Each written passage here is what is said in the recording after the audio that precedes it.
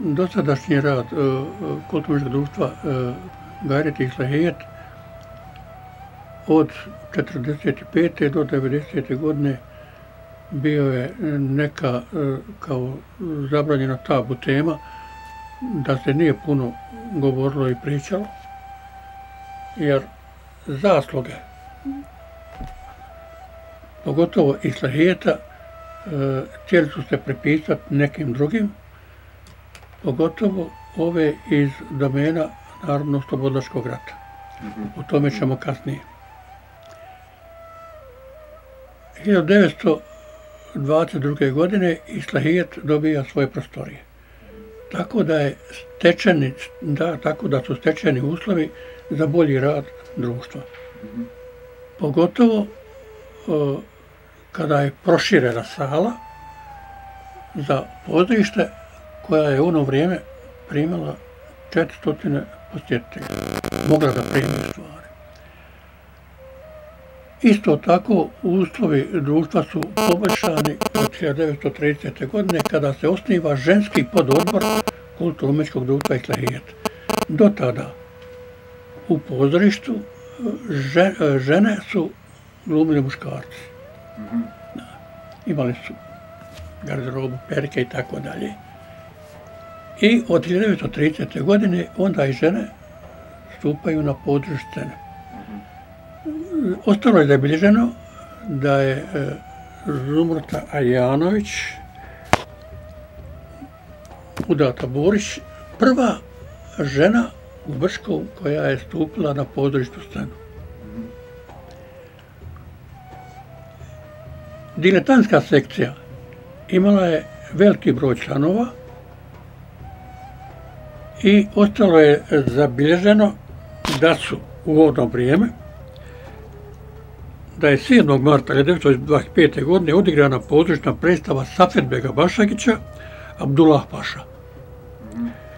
Poslije toga odigrane su predstave Ismeti Almaza 1929. godine, Boj pod Ozijom, Zmaj od Bosne, Orden, Oba gluha, Hasan Nekinica, Zeleni demon i mnogi drugi.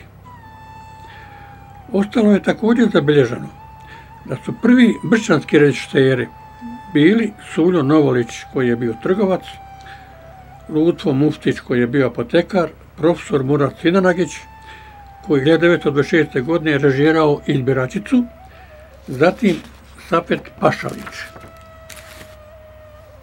Zabilježeno je nadalje da će za garderobu brinuo Džafer Berberović, brčanski šnajder, a za vlastuljarske rekvizite čuveni brčanski brico Mehmed Alija Šerifović.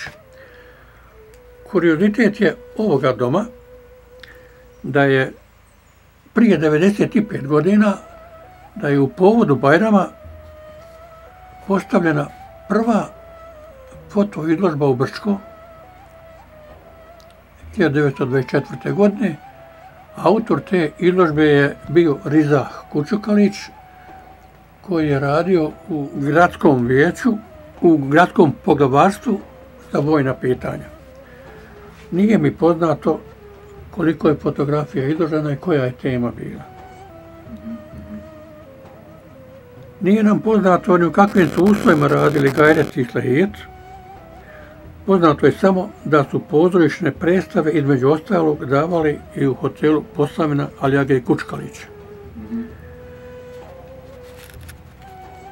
Ovaj dom dao je velik doprinos u organiziranju radničkog pokreta.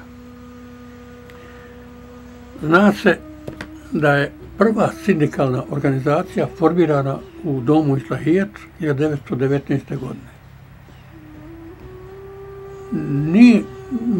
Nije ni čudo, jer je Islahijet radio kao i potporno društvo, tako da je iznjedrio jako veliki broj radničke klase.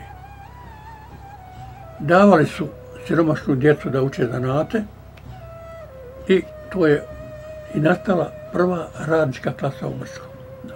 Ostalo je zabilježeno isto tako da je od 1936. godine do 1941. godine da su se održavali redovni sastanci u Islahijetu gdje je na dnevnom redu bio narastajući fašizam koji je prijetio svjetskim ratom.